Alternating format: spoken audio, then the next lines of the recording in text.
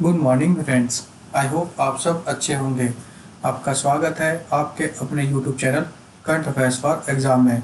चलिए आज दिनांक 15/11/2024 की प्रश्नावली शुरू करते हैं। निम्नलिखित में से किस आईआईटी ने घुटने के पुनर्वास के लिए पूरी तरह से मैकेनिकल पैसिव मोशन मशीन विकसित की है? IIT Kanpur, IIT Delhi, IIT Ropar, IIT Roorkee. इसका सही जवाब है आईआईटी रोपड़। आईआईटी रोपड़ ने घुटने के पुनर्वास के लिए पूरी तरह से मैकेनिकल पैसिव मोशन मशीन विकसित की है। चलिए अगले प्रश्न पर आते हैं। भारतीय सशस्त्र बलों ने हाल ही में निम्नलिखित में से किस राज्य में पूर्वी प्रहार नामक 9 दिवसीय त्रिसेवा अभ्यास पूरा किया है? मिजोरम, नागालैंड, सिक्किम, अरुणाचल प्रदेश। इसका सही जवाब है अरुणाचल प्रदेश। भारतीय सशस्त्र बलों ने हाल ही में अरुणाचल प्रदेश में पूर्वी प्रहार नामक 9 दिवसीय त्रिसेवा अभ्यास पूरा किया है।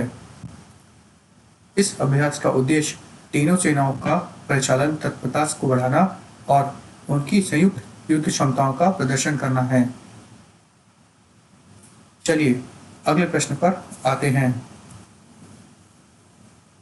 प्रतिवर्ष जनजातीय गौरव दिवस कब मनाया जाता है? 13 नवंबर, 14 नवंबर, 15 नवंबर, 16 नवंबर। इसका सही जवाब है 15 नवंबर। जनजातीय गौरव दिवस भारत के स्वतंत्रता संग्राम में आदिवासी समुदाय के योगदान के सम्मान में 15 नवंबर को मनाया जाता है। यह आदिवासी स्वतंत्रता सेनानी बिरसा मुंडा की जयंती में मनाया जाता है। चलिए अगले प्रश्न पर आते हैं। झारखंड स्थापना दिवस प्रतिवर्ष कब मनाया जाता है? 15 नवंबर, 16 नवंबर, 17 नवंबर, 18 नवंबर। इसका सही जवाब है 15 नवंबर। झारखंड स्थापना दिवस हर साल 15 नवंबर को मनाया जाता है। यह वर्ष 2000 में भारत के 28वें राज्य के रूप में झारखंड के गठन का प्रतीक है। झारखंड पहले बिहार का हिस्सा था। झारखंड 2 शब्दों से झार और खंड से मिलकर बना है। झार का मतलब होता है जंगल और खंड का मतलब होता है जमीन। चलिए अगले प्रश्न पर आते हैं। राष्ट्रपति द्रौपदी मुर्मू ने निम्नलिखित में से किस स्थान पर स्वामी विवेकानंद विद्या मंदिर का उद्घाटन किया? गांधीनगर, सिलवासा, जोधपुर, पुणे। इसका सही जवाब है सिलवासा। राष्ट्रपति श्रीमती द्रौपदी मुर्मू जी ने दादरा और नगर हवेली के सिलवासा में स्वामी विवेकानंद विद्या मंदिर का हाल ही में उद्घाटन किया है। चलिए अगले प्रश्न पर आते हैं। जॉल जीपी मेला निम्नलिखित में से किस राज्य में आयोजित किया जाता है? उत्तराखंड, केरल, गोवा, असम। इसका सही जवाब है उत्तराखंड। जॉल जीबी मेला उत्तराखंड में आयोजित किया जाता है। चलिए अगले प्रश्न पर आते हैं। निम्नलिखित में से किसने 18वें प्रवासी भारतीय दिवस वेबसाइट लॉन्च की है? Shri Narendra Modi, doctor S Jaishankar, Shri Amit Shah, Shri Rajnath Singh. इसका सही जवाब है doctor S Jaishankar. Doctor S Jaishankar ने 18वीं प्रवासी भारतीय दिवस वेबसाइट लॉन्च की है। चलिए अगले प्रश्न पर आते हैं।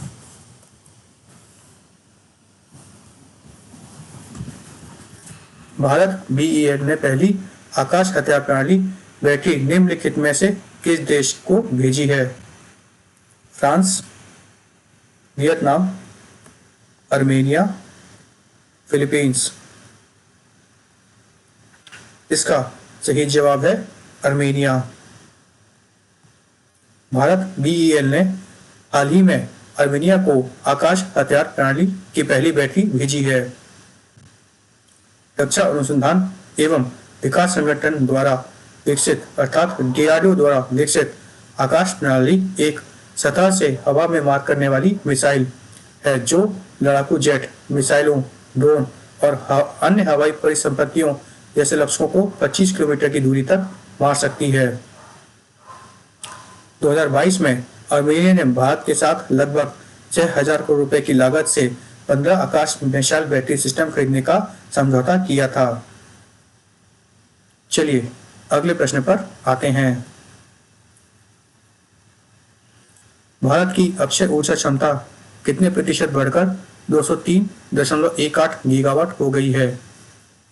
7.9%, 13.5%, 14.6%, 17.8%। इसका सही जवाब है 13.5%।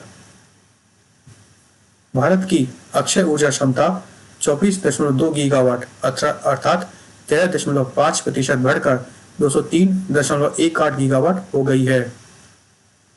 सौर ऊर्जा में 20.18 गीगावाट अर्थात 27.9 गीगावाट प्रतिशत की बढ़त हुई है जो अक्टूबर 2023 में 72.202 गीगावाट से बढ़कर अक्टूबर 2024 में 92.12 गीगावाट हो गई है। पवन ऊर्जा में 7.18% की वृद्धि हुई है जो अक्टूबर 2023 में 44.29 गीगावाट से बढ़कर अक्टूबर 2024 में 47.72 गीगावाट हो गई है। परमाणु ऊर्जा सहित भारत की कुल गैर जीवाश्म ईंधन क्षमता 2024 में बढ़कर 211.36 गीगावाट हो जाएगी जबकि 2023 में यह 186.46 गीगावाट हो थी। अक्टूबर 2024 तक 143.94 गीगावाट की नवकरणीय परियोजनाएं क्रियान्वयन के अधीन थी और 90.69 गीगावाट की निविदाएं दी गई थी। चलिए अगले प्रश्न पर आते हैं। बोईता बंदना त्योहार निम्नलिखित में से किस राज्य में मनाया जाता है? कर्नाटक, गोवा, राजस्थान, उड़ीसा। इसका सही जवाब है उड़ीसा। उड़ीसा में बोईता बंदना त्योहार मनाया जाता है। यह त्योहार उन नाविकों और व्यापारियों को श्रद्धांजलि देता है जिन्होंने जावा, सुमात्रा, बाली और इंडोनेशिया जैसे देशों के साथ व्यापार किया था। यह महोत्सव वर्तमान पीढ़ी को राज्य की समुद्री विरासत से जोड़ने का भी एक तरीका है। यह त्योहार कार्तिक पूर्णिमा को मनाया जाता है जो आमतौर पर अक्टूबर या नवंबर में पड़ती है। चलिए अगले प्रश्न पर आते हैं। निम्नलिखित में से किसने दुबई में सिम्बायोसिस इंटरनेशनल यूनिवर्सिटी के पहले अंतर्राष्ट्रीय परिसर का उद्घाटन किया? Shri Narendra Modi, doctor S Jaishankar, Shri Amit Shah, Shri Rajnath Singh. इसका सही जवाब है doctor S Jaishankar. Doctor S Jaishankar ने दुबई में सिम्बायोसिस इंटरनेशनल यूनिवर्सिटी के पहले अंतर्राष्ट्रीय परिसर का हाल ही में उद्घाटन किया है। फ्रेंड्स, आज का सेशन यही समाप्त होता है। आपको हमारा सेशन कैसा लगा कमेंट करके बताइएगा तथा लाइक एवं सब्सक्राइब अवश्य कीजिएगा। धन्यवाद।